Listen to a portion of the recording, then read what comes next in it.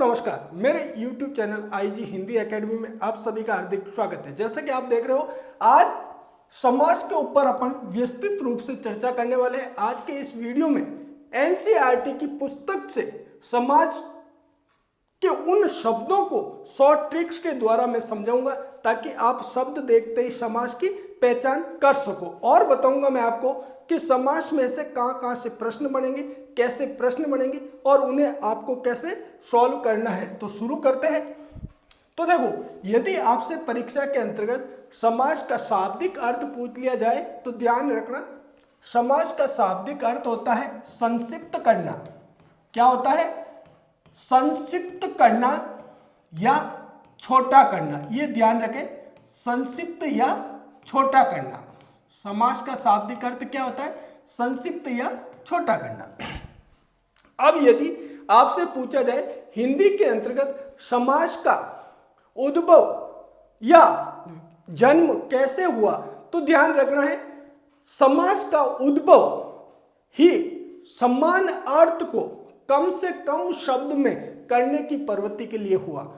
किस लिए हुआ? कि भाई समान जो अर्थ है शब्द का, उसे कम से कम शब्द में कैसे प्रदर्शित करोगे, उसके लिए समास का जन्म हुआ है। इसका शाब्दिक अर्थ होता है संक्षिप्त या छोटा करना। यहां तक आपको ध्यान है। अब मोटी मोटी यदि आपसे परिभाषा पूछ ली जाए तो क्या है? समास दो शब्दों का मेल या योग है। क्या होता है समास में? दो शब्द जब पास पास आते हैं तो उनमें क्या होता है? मेल या संयोग। ये याद रखना है, बस सीधी सी परिभाषा है। समास के अंतर्गत क्या होता है? मेल या संयोग। किसका होगा? दो शब्दों का मेल या संयोग जहां होता है वहां पर समास शब्द बनता है। ठीक है। अब ये मेल और संयोग होने से क्या होगा? जब दो शब्द है उनके बीच में जो चिन्ह है उनको विभक्ति चिन्ह कहा जाता है। क्या कहा जाता है? विभक्ति चिन्ह। तो विभक्ति चिन्हों का लोप होता है। समास में क्या होता है? विभक्ति चिन्हों का लोप। इसे भी आप ध्यान रखें, अच्छी तरह से पूछ सकता है। तो समास में दो शब्दों का मेल या संयोग होगा और बीच के जो शब्द है जिसे विभक्ति चिन्ह कहते हैं उनका लोप हो जाएगा। ठीक है, वहां पर समास है।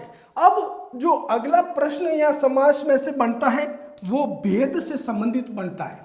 कहां से बनेगा? समास के भेद। और विद्यार्थी इस प्रश्न को गलत करके आते हैं। अब क्यों करते हैं वो अभी मैं आपको बताऊंगा। ठीक है।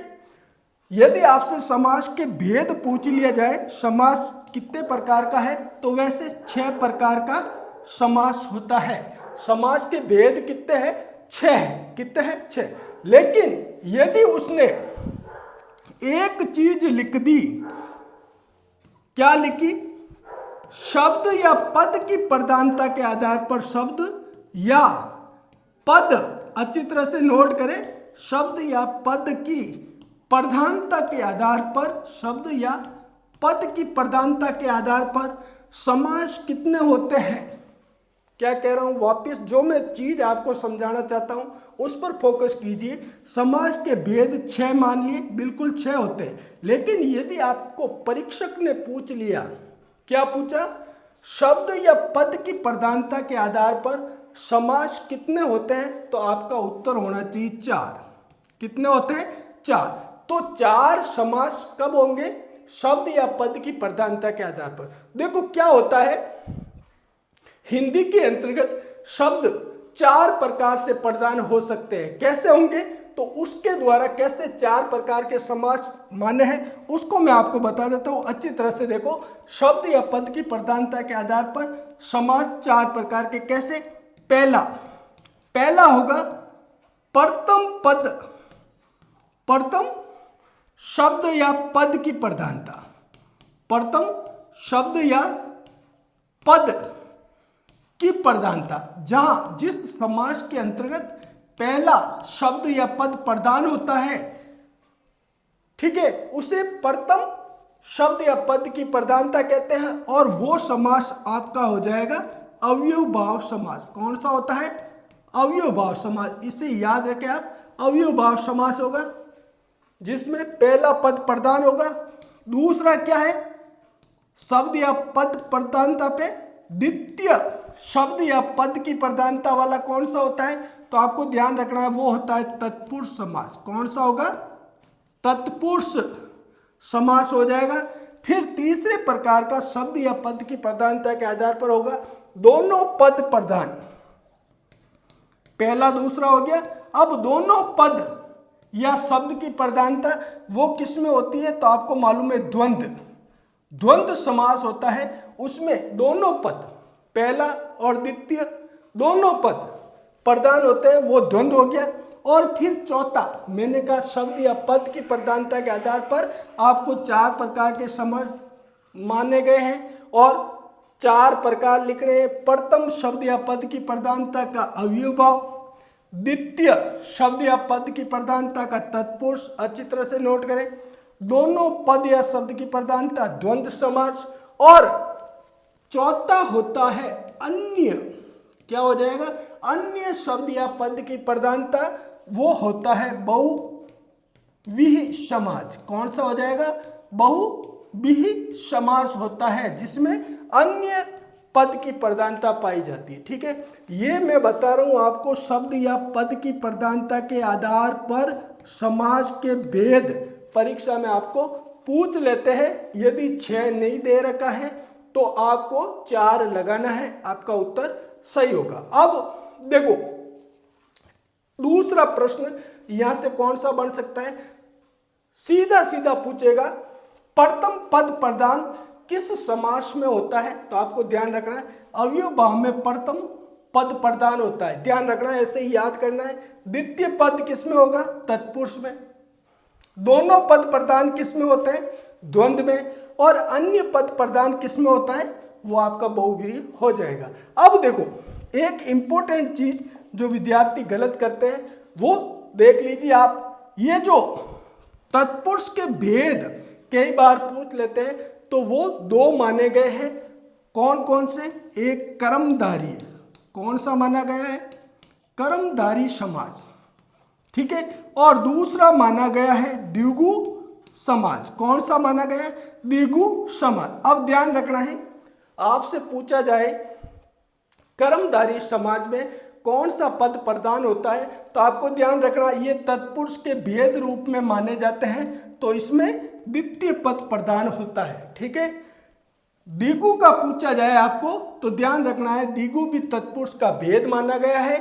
ठीक है, और इसके अंतर्गत भी दूसरा पद प्रधान होता है। ये तो हो गया समास और समास के भेद का महत्वपूर्ण पॉइंट जहां से प्रश्न बन सकते हैं। अब आते हैं अपन मुख्य बिंदु पर जहां से प्रश्न बनेंगे।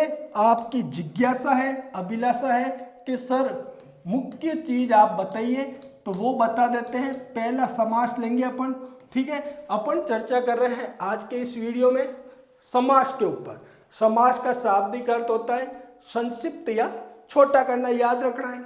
ठीक है, परिभाषा पूछ ली जाए, 2 या 2 से अधिक शब्दों के मेल या संयोग को समास कहते हैं। और इस मेल या संयोग में क्या होगा, विभक्ति चिन्हों का लोप हो जाता है। ठीक है, अब समास का उद्भव समान अर्थ को कम से कम शब्द में करने की प्रवृत्ति के लिए हुआ। ठीक है, और समास के भेद शब्द या पद की प्रधानता के आधार पर 4 है, और इसमें से पहला जो प्रमुख भेद है वो अपन ले लेते हैं। और आपका जो शॉर्ट ट्रिक से कैसे पहचानना है अव्ययभाव समास को वो बताता हूं, तो ध्यान से देखिए।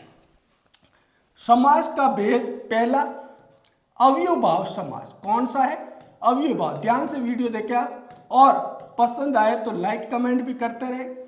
अव्ययभाव समास, ठीक है। अब देखो अव्ययभाव समास क्या है, नोट कीजिए। थोड़ी सी मैं आपको इसकी परिभाषा बता देता हूं। नाम से मालूम हो रहा है अव्यय। अव्यय का मतलब होता है जो खर्च नहीं हो सकता। अव्यय यानी बिना खर्च वाला, जिसे खर्च नहीं किया जाता। अब खर्च कैसे होगा, आप कहोगे सर ये क्या है, तो देखो हिंदी व्याकरण के अंतर्गत व्याकरण की 5 कोटियां हैं, लिंग, वचन, कारक, काल और क्रिया। कितनी कोटियां होती है? व्याकरण की 5 कोटियां हैं, लिंग, वचन, कारक, काल और क्रिया। यदि इसके आधार पर किसी शब्द में कोई परिवर्तन नहीं होगा तो वो अव्ययभाव समास होता है। ठीक है, तो थोड़ा सा लिख देते हैं। इसमें क्या होगा, जो व्याकरणिक कोटियां हैं, लिंग, वचन, कारक, काल और क्रिया, ये व्याकरणिक कोटियां है हिंदी के अंतर्गत। इसके आधार पर यदि किसी शब्द में कोई परिवर्तन नहीं होगा, क्या होगा? परिवर्तन नहीं होगा। इसे ऐसे ही याद रखें आप, परिवर्तन नहीं। ठीक है, जिस शब्द में लिंग, वचन, कारक, काल और क्रिया के आधार पर कोई परिवर्तन नहीं होता है, एक जैसा वो शब्द बना रहता है, वहां पर समास कौन सा हो जाएगा? तो आपको याद रखना है, वो आपका अव्ययभाव समास होता है। ठीक है, समझ में आ गया? ऐसा समास जिसमें लिंग, वचन, कारक, काल और क्रिया के आधार पर कोई परिवर्तन नहीं होता है, वो अव्ययभाव समास होता है। अब आपसे इस समास में 2 प्रकार के प्रश्न पूछेगा परीक्षक। क्या पूछेगा? पहला पूछेगा, हिंदी समास के अंतर्गत ऐसा कौन सा समास है जिसमें लिंग, वचन, कारक, काल और क्रिया के आधार पर जो व्याकरण की कोटियां है कोई परिवर्तन नहीं होता है जिस शब्द में, तो वो आपका अव्ययभाव हो जाएगा। अब दूसरा प्रकार का प्रश्न आपसे पूछेगा परीक्षक अव्ययभाव में से। बिल्कुल मैं आपके मुख्य बिंदु पर आ रहा हूं, थोड़ी सी डिटेल समझ लीजिए। मैं अपना कोई भी टॉपिक संपूर्णता से विस्तृत विश्लेषणात्मक ढंग से कराना चाहता हूं, ताकि विद्यार्थी ने यदि मेरे को फॉलो किया है तो हिंदी उसकी सर्वोत्तम जानी चाहिए। तो वही बता रहा हूं मैं।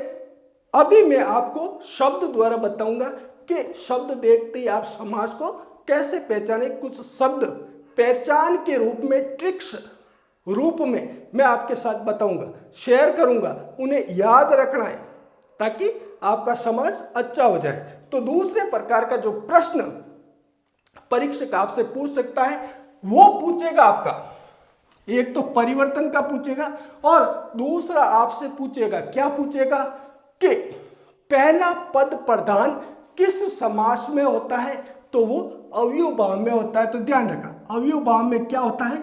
प्रथम पद प्रधान होता है, ये याद रखें। दोनों अव्ययभाव में क्या होता है? प्रथम पद प्रधान होता है या पहला शब्द होता है वो प्रधान होता है। ठीक है, अब मुख्य बिंदु जो आपकी जिज्ञासा अभिलाषा है वो पहचान रूप में मैं ट्रिक्स बता रहा हूं, उसे आप याद करें। अव्ययभाव की पहचान क्या है, ट्रिक्स क्या है, जिसे देखकर आप पहचान लोगे। तो ध्यान रखना है, अव्ययभाव की पहचान की ट्रिक्स वो मैं देखिए, यदि आपके सामने यथा, प्रति, हर, भर, उपसर्ग और पुनरुक्ति शब्द मिल जाते हैं तो वहां पर हमेशा अव्ययभाव समास होगा। तो इस ट्रिक्स को आप याद रखें। पहचान, अव्ययभाव की पहचान क्या है, तो आपको ध्यान रखना, यथा लगे हुए शब्द, प्रति लगे हुए शब्द, हर लगे हुए शब्द, भर लगे हुए शब्द, ये क्या है? शब्द आ जाए। याद करें ऐसे, यथा, प्रति, हर, भर शब्द आ जाए पहला, क्योंकि प्रथम पद प्रधान है अव्ययभाव। ठीक है, लेकिन एक आपको वो भी ध्यान रखना है, परिवर्तन नहीं होना चाहिए, इसे माइंड में रखना है। और ये शब्द आपको मिलते हैं, अगला एक और, उपसर्ग लगे हुए शब्द। क्या है? उपसर्ग लगे शब्द आपको मिलते हैं, यथा, प्रति, हर, भर लगे शब्द या उपसर्ग लगे शब्द मिलते हैं, या एक और मैंने बताया आपको पुनरुक्ति। क्या बताया? पुनरुक्ति शब्द। अब आप कहोगे सर ये क्या रामायण है, पुनरुक्ति? तो पुनरुक्ति नाम से मालूम पड़ रहा है, एक शब्द एक से अधिक बार आ रहा है उसे पुनरुक्ति शब्द कहते हैं। हिंदी में एक अलंकार भी होता है, जब साहित्य पढ़ेंगे तो चर्चा करेंगे आपके साथ। तो पुनरुक्ति शब्द क्या है, तो देखो, जैसे रातों रात, रातों रात ये पुनरुक्ति शब्द है, ठीक है। घर घर, इस प्रकार के यदि शब्द आ जाए, घर घर, रातों रात, या उपसर्ग लगे हुए शब्द, उपसर्ग लगे हुए शब्द जैसे बेखबर, बेखबर, तो बे लगा हुआ है, ठीक है, उपसर्ग लगे हुए, या यथा प्रति हर भर लगे हुए शब्द आ जाए, तो मैं कह रहा हूं 99% वहां पर आपका अव्ययभाव समास होगा। कौन सा होगा? अव्ययभाव, और आपको लगाना है वहां पर अव्ययभाव समास, ठीक है। अब उदाहरण द्वारा इनको अच्छी तरह से समझ लेते हैं। जो अव्ययभाव में से मोटे मोटे प्रश्न बन सकते हैं वो मैंने बता दिया। या तो लिंग वचन कारक काल के आधार पर परिवर्तन नहीं होता है और प्रथम पद प्रधान होता है इसमें, और पहचान की ट्रिक्स बता दी। अब मैं शब्द द्वारा आपको कैसे पहचानना है वो बता रहा हूं, तो ध्यान से देखिए आप। और वो सारे शब्द मैंने पहले ही कहा था, मैं आपको एनसीईआरटी की पुस्तक से लूंगा जो गवर्नमेंट स्कूलों के अंदर 9 से 12 तक चलती है, बस तो वहां से लेते हैं अपन। जैसे, कैसे, तो जैसे देखो, अब ध्यान से देखना इनको। आपको शब्द देगा यथा, यथा शक्ति, क्या दे दिया? यथाशक्ति। आपसे पूछेगा यथाशक्ति में कौन सा समास है, तो आपको ध्यान रखना, एक क्षण ने कहा था यथा प्रति हर भर लगे हुए शब्द कहीं मिल जाए तो वो अपना अव्ययभाव समास होता है, ठीक है। तो इसमें क्या हो जाएगा? अव्ययभाव। और यदि इसका विग्रह पूछ लिया जाए तो क्या हो जाएगा? विग्रह शक्ति के अनुसार। क्या होगा? यथाशक्ति का शक्ति के अनुसार, शक्ति के अनुसार। मेरे हिसाब से समझ में आ गया होगा। चाहे आज के वीडियो में एक ही आपको समास कराऊं, लेकिन शानदार ढंग से कराऊंगा, ताकि दोबारा आपको उस समास को देखने का काम नहीं। फिर आगे बढ़ेंगे, उपसर्ग पढ़ते हैं, ठीक है, और फिर विकारी अविकारी शब्द को भी अच्छी तरह करा देंगे, ठीक है। तो यथाशक्ति का हो गया, शक्ति के अनुसार यथा लगा हुआ शब्द अव्ययभाव है। दूसरा प्रतिक्षण, प्रतिक्षण, तो देखो ये प्रति लगा हुआ शब्द मैंने कहा था यथा प्रति से लगे हुए शब्द, हर भर से लगे हुए शब्द अपने अव्ययभाव के अंतर्गत आते हैं, ठीक है। तो प्रतिक्षण अगर इसका विग्रह किया जाए तो वो हो जाएगा हर क्षण। वो आप कर देना, मैं हर एक का विग्रह नहीं करूंगा। अपन को पहचान रखनी है, यथा प्रति हुए लगे हुए शब्द किसमें आते हैं, तो वो आपका अव्ययभाव समास हो जाएगा, ठीक है। अब आप कहोगे सर यथा प्रति का लिखा दिया, तो एक और देखिए, जैसे बर पेट, क्या आ जाएगा? बर पेट, ये बर लगा हुआ, ठीक है, तो बर लगा हुआ है तो कौन सा हो जाएगा? अव्ययभाव समास हो जाएगा। अब और देखिए उपसर्ग लगे हुए शब्द देख लेते हैं, फिर मैं आपको एनसीईआरटी की पुस्तक से जो शब्द है वो लिखाऊंगा।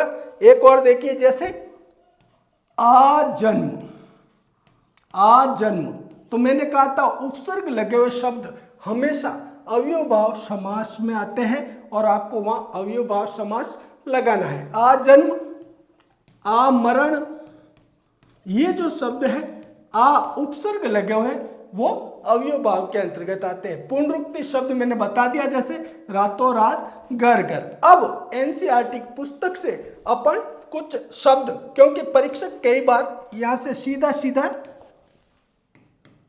सीधा अव्ययभाव के उदाहरण दे देता है, तो अपन इसको अच्छी तरह से अभी यहीं से उतार के देख लेते हैं। एनसीईआरटी की पुस्तक से अव्ययभाव के प्रमुख पद और विग्रह। जैसे आपसे पूछा जाए यथा शक्ति, ये सारे मैं ले रहा हूं एनसीईआरटी की, ठीक है। यथा शक्ति, यथा समय, ये अव्ययभाव के उदाहरण है, क्योंकि मैंने कहा है यथा लगे हुए, याद रखें, प्रति लगे हुए, हर लगे हुए, भर लगे हुए, उपसर्ग लगे हुए शब्द आ जाए या पुनरुक्ति शब्द आ जाए। बार बार लिख रहा हूं, अच्छी तरह से ये लाइन याद कर रहे। पुनरुक्ति शब्द जहां आपको मिल जाए तो वो आपका अव्ययभाव समास हो जाएगा। देख लो, उदाहरण दे रहा हूं मैं, आप यथा को पकड़ो। फिर दूसरा प्रतिक्षण, इसको याद रखें क्योंकि ये सारे एनसीईआरटी के हैं, ये इंपॉर्टेंट है, ठीक है। जैसे यथासंभव, यथासंभव लगे हुए हैं, यथा प्रत्यय अव्ययभाव समास है। फिर आजीवन, इनको पकड़ना है। कई बार परीक्षक सीधा सीधा एनसीईआरटी से दे देता है। आजीवन, भरपेट, भरपेट, आजन्म, इन शब्दों को अच्छी तरह से नोट करें। आमरण,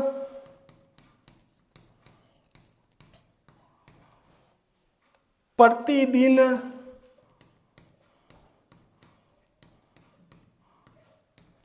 और बेखबर, बेखबर। यदि आपसे पूछा जाए इसमें कौन सा समास है, तो मेरा उदाहरण सूत्र रूप में देख लीजिए, यथा, प्रति, हर, भर, उपसर्ग और पुनरुक्ति शब्द। तो आपका उत्तर होगा एकमात्र अव्ययभाव, अव्ययभाव समास है। कौन सा समास है? अव्ययभाव समास है। सब में अव्ययभाव समास हो जाएंगे, तो याद कर लेना इसे अच्छी तरह से। अव्ययभाव आपको यहाँ से अवश्य मिल जाएगा, इन सब में अव्ययभाव समास हो जाएगा। पुनरुक्ति शब्द मैंने बता दिया, उपसर्ग वाले शब्द बता दिए, हो गया। अव्ययभाव समास का शॉर्ट ट्रिक्स के द्वारा मोस्ट इंपोर्टेंट है।